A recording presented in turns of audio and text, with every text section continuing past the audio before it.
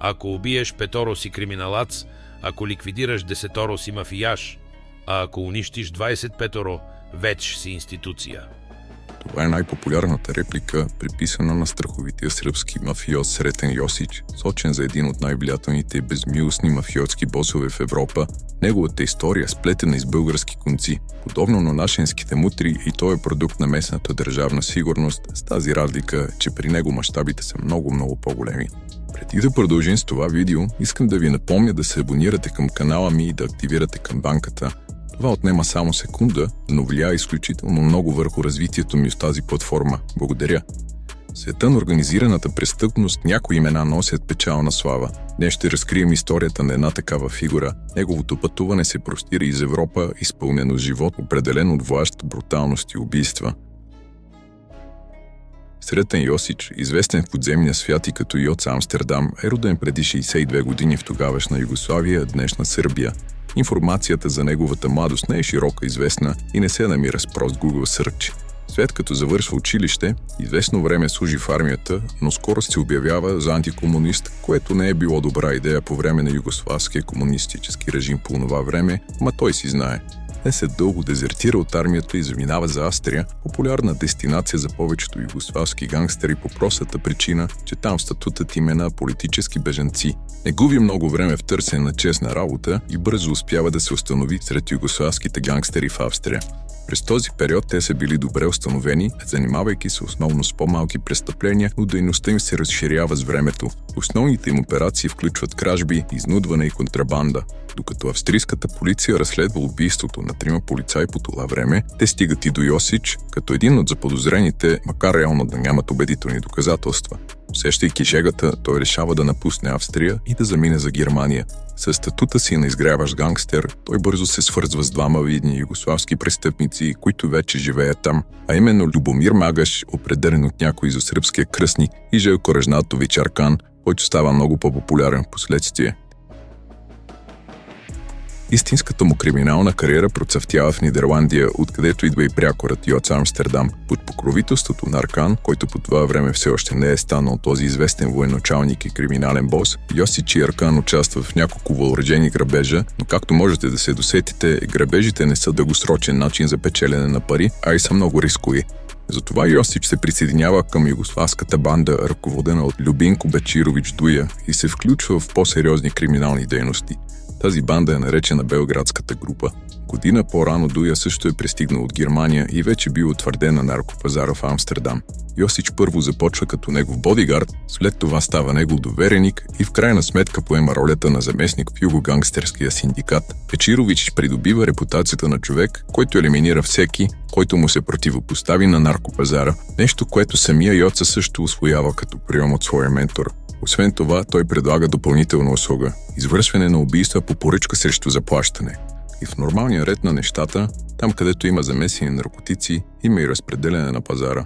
Бечирович се озовава в центъра на война за наркопазара не само в Холандия, но и в цяла Европа. В подземния свят големите конфликти обикновено не се решават чрез полиция или съдилища, а чрез използване на оръжие.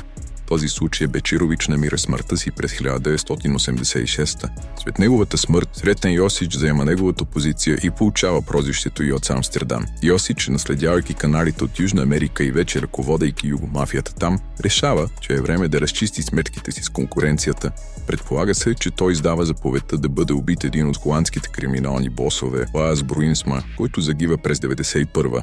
Това обаче го поставя начело на листа с издирваните от холандската полиция. Изглежда, че до този момент холандските власти са пренебрегвали престъпната дейност на югогангстерите, включително техните актове на насилие и мокри поръчки. При арестът му, той решава, че полицаите са там за да го ликвидират и стреля по тях, ранявайки един.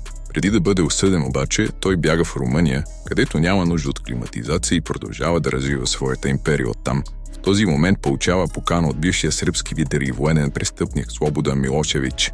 Желко Режнатович Аркан, за когото споменах по-рано, силно препоръчва Йоца. Казва се, че Йоца не разочарова, поне по отношение на това, което Милошевич му поставя като искания. Милошевич възлага на Йосич задачата да внася забранени стоки в Сърбия. Тези стоки са в списък, издаден от ООН, известен като Югоембарго. Планът е да се направи така, че да изглежда официално, като първо ги внасят в Румъния или България, а след това ги изпращат в Сърбия. По това време се зараждат и връзките на Йоце с българските групировки, условно СИК. В същото време Милошевич позволява на Йосич свободно да преследва всякакви престъпни дейности, които Йоце Амстердам има предвид, а той имал доста планове. Йосич притежава членска карта, издадена от сръбската тайна служба. Тази карта му дава достъп до определени привилегии или информация, но освен това му осигурява и чадър. Държавата има чадър над мафията. Това ми е познато от някъде. Той предостави услуги на Милошевич и едновременно с това продължава незаконната си дейност по контрабандата на наркотици от Азия в Европа, като акцентира върху Нидерландия. Войната за надмощия там не е свършила и местните бабаити искат да вземат своето. По това време друг престъпник, на име Вилем Холендер, който наследява позициите на Боринсма, решава да отмъсти на лицето отговорно за смъртта на предшественика си. Въпросният решава да наеме сръбския наемник Горан Марянович с цел да елиминира Йосич. Това не се случва, най-вероятно защото Йосич има протекциите на тайните служби, разбрал за този заговор и взел ответни мерки. Той не е от двама сръбски полицаи, които да елиминират Марянович, и в средата на 1995 те успешно извършили убийството. Това убийство играе важна роля в живота на Йоц и за това го споменавам. Полицаите били арестувани, след като извършили друго престъпление със същите оръжия и по време на разследването те признали за заговора. Това било моментът, когато Йосич трябвало бързо да напусне Сърбия за Колумбия. Там той работил по установяването на нови контакти за наркотрафика си и създаването на нови маршрути за превоз. През 1999 година той се завръща в Европа, но този път с нова идентичност. Това е и периодът, в който той се подвизава на българска земя. Връзките на нашата организирана престъпност с сръбските групировки винаги са били на лице. Създаденото доверие около югоембаргото впоследствие прераства в съвместна работа по контрабандните канали. За периода му в България от 1999 до 2002 ще разкажем подробно след минута. Нека довършим хронологията. Споменатия по-рано Холендер като поръчител на атентат срещу Йосич не се отказва. Той решава да предостави на холандската полиция информация за местонахождението на сръбския бос. По това време той е издирван от 8 държави. В отговор на искането на холандската полиция, Йосич е арестуван и задържан за екстрадиция в Нидерландия. В неуспешен опит да си осигури освобождаване, той предложил да изплати целия външен дълг на България. Въпреки това, Йосич в крайна сметка е екстрадиран, като нашите служби нито потвърждават, нито отричат опитите му за подкуп. Носят се слухове, че е имало заговор и план за неговото освобождаване по време на конвоя, но и до там не се стига. Въпреки че вече много време е минало, много въпроси за този период остават без отговор. Например, защо според данни на българската полиция Йоце е преминавал българо-сръбската граница 12 пъти под името Марко Милославлевич през 2001 и 2002 година. Въпреки че освен холандската, за него е издадена и сръбска заповед за арест. Да припомним, това е времето, когато сръбският подземен свят е управляван от земунския клан под защитата на държавна сигурност, а тези чести пътувания са в разрез с теорията, че има някакъв конфликт между Йоце и Милорад Улемек Легия, лидер на земунския клан. По всичко изглежда, че Йоце е бил и останал в отлични отношения с Легия и земунците, а един от индикаторите за това е, че един от членовете на земунския клан, арестуван в България по време на операция Савия през 2003, често е виждан там с порасналия син на Йоце Милуш, който след ареста на баща си остава в България. След екстрадацията си в Холандия от 2002 до 2006 Йосич излежава присъдата там, след което е върнат в Сърбия по искане на прокуратурата заради участието му в убийството на наемника на Холендер. Онова убийство от 1995 година, за което споменах по-рано. Въпреки това, Йосич е бързо освободен под гаранция. Той решава да се преобрази в по-респектиран гражданин, като инвестира в бивши държавни предприятия. Избира също да живее във вила, която някога е принадлежала на Слободан Милошевич, който умира през 2006 преди да завърши съдебния процес срещу него за военни престъпления. Въпреки тези усилия да се представи в по-респектирана светлина, Йосич остава до някъде активен в подземния свят, с обвиненията, че участва в поръчкови убийства в Европа. 3 години той остава под радара, докато не го арестуват в Белград на 27 април 2009. Обвиненията срещу него са свързани с убийството на журналиста Иво Поканич, извършено през октомври 2008. Поканич, основател на хърватското седмично списание Национал, е убит при взрив на бомба пред централата на списанието в Загреб. Медиите тогава описват убийството като мафиотско. По време на делото Йосиф споменава някои интересни неща и тук е времето да разкажем по-подробно за българската следа в историята на Сретен Йосич.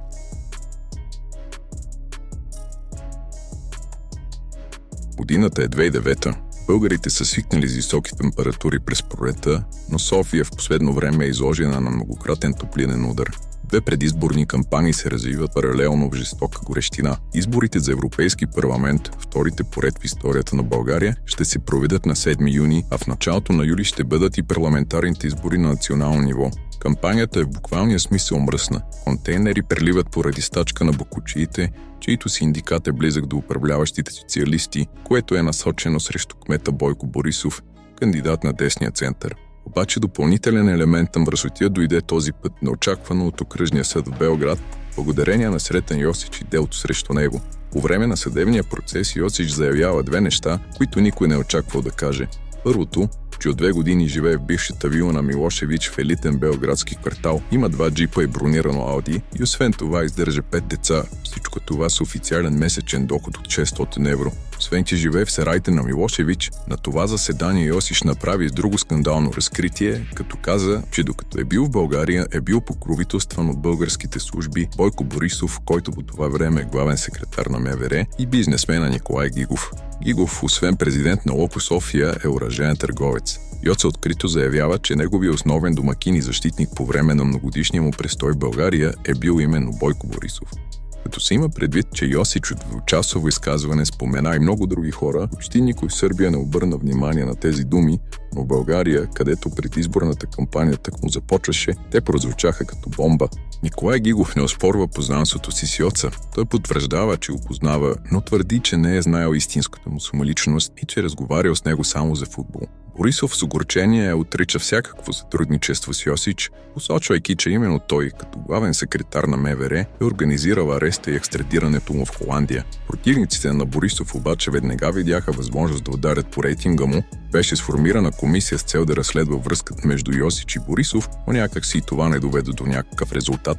Скандалът, стартирал от съдебната зала в Белград, беше добър повод за опит да се изяснат неяснотите около обстоятелствата, при които Йосич е арестуван през август 2002 в България, и да се хвърли светлина върху неговата роля в серия от сблъсъци в подземния свят, които започнаха с поредица от зрелищни убийства в България и завършиха с атентата срещу Иво Пуканич и Нико Франич в Загреб. В тази епопея Йосич се появява като почти митична личност, около която е изтъкната цяла мрежа от конспиративни теории, включващи кокаинови картели, балкански тайни служби и десетки трупове, разпръснати от черноморските курорти до Карибския остров Аруба. Историята за ареста на Йосич започва през пролетта на 2002 с посещението на двама представители на холандските служби за сигурност при българските им колеги в Националната служба за борба с организирана престъпност. Холандците донесли със себе си една снимка на Йосич от 86-та, пръстови отпечатъци и информация, че смятат, че лицето, което считат за един от най-опасните европейски престъпници, се укрива някъде в България. Те стигнали до този извод, след като послушвайки контактите на Йосич в Холандия, записали няколко телефонни разговора от различни номера в България. Освен това, имали дълъг списък с различни фалшиви имена, които Йосич използвал в няколко европейски държави през последните години. Служителите на НСБОК започнали да проверяват дадените им телефонни номера. Казало се, че тези обаждания идвали от различни кабинки, но всички били от един и същи район в центъра на София, в непосредствена близост до сградата на градската полиция. Следващата стъпка била да поставят агенти около няколко от телефонните кабинки по периферията на площада, въоръжени с снимки на Йосич, на която с помощта на компютърна програма били добавени около 15 години. В една юнска вечер чакането си изплатило. Към телефонната кабинка на ръба на парка се приближил мъж, който прилича на Йосич. След потвърждение от централата, че направеното обаждане е към Холандия, той е задържан. Предава се без съпротива, но все пак се появява с синини след ареста. Процедурата след това трябвало да протече рутинно, след като с помощта на пръстови отпечатъци било потвърдено, че става дума за Йосич, а не за Марко Милосавлевич, както пише в неговия паспорт, било наложено задържане заради фалшивите документи, а веднага след това започнала и процедурата за екстрадиция към Холандия. Йосич чрез своите адвокати подал жалба, опитвайки се да забави пътуването, докато търсил начин да се измъкне. Нито Бойко Борисов, нито шефът на НСБОП искали да потвърдят или отрекат писанията в българската преса, че Йосич е предлагал огромни суми, за да го освободят, дори предложил да изплати българския външен дълг. Това, което се носи като слух е, че докато Йосич чакал екстрадицията, градския затвор една нощ започна да се превива от болки в стомаха. Борисов бил събуден от късно обаждане от ареста, първоначално от одобрил преместването му в затворническата болница, но скоро разбрал, че това не е случайно. Как и откъде е разбрал, не се знае, но той е наредил охраната около ареста да се засили, а същата нощ, след като дежурният лекар установил, че на Йосич нищо му няма, било организирано преместването в най-добре охранявания арест в България. Според няколко източника, близки до полицията, се смята, че Йосич същата нощ е трябвало да избяга от слабо охраняваната болница, като отвън го чакала група, организирана от Милчо Бонев, известен като Бай Миле, един от лидерите на престъпния синдикат ЦИК. В следващия втори епизод ще продължим с историята на Сретен Йосич. Не забравяйте да харесате това видео и да се абонирате за канала, за да не го изпуснете. Благодаря ви!